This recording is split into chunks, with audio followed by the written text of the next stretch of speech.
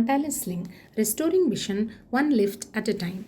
Eyelid is primarily elevated by levator palpebrae superioris muscle. However, when this muscle is weak or non-functional, we harness the power of frontalis muscle to lift the eyelid. Sling procedure connects the eyelid to frontalis muscle using a sling material. This allows the forehead to assist in eyelid elevation. Various material can be used for sling, especially autogenous fascia lata harvested from the patient's thigh, which is the gold standard. However, commonly used material is a silicone rod as sling. Indications would be ptosis with less than 4 mm of levator function, congenital ptosis, old third nerve palsy, and the aim would be to prevent amblyopia in an infant with severe ptosis. So we are going to perform frontalis sling surgery in this young child with congenital ptosis. Though surgery is done under GA, local infiltration is given for hemostasis.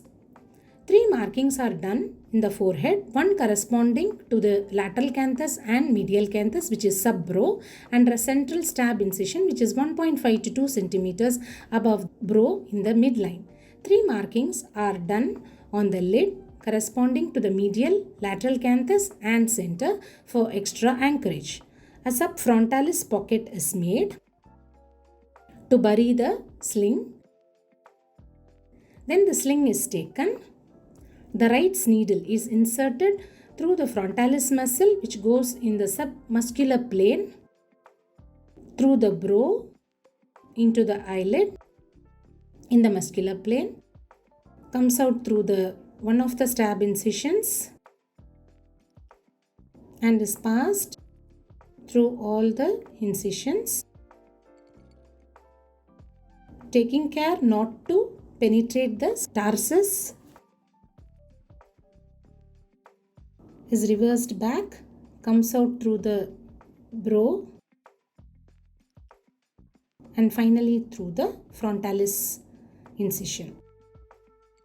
The needle is inserted into the sleeve. The lid height is adjusted at the upper limbus.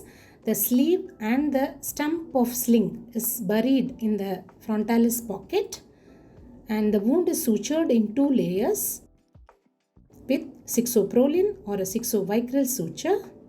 The rest of the incisions do not need a suturing. A reverse frost suture is applied to close the lid for a period of 24 hours to prevent exposure keratopathy.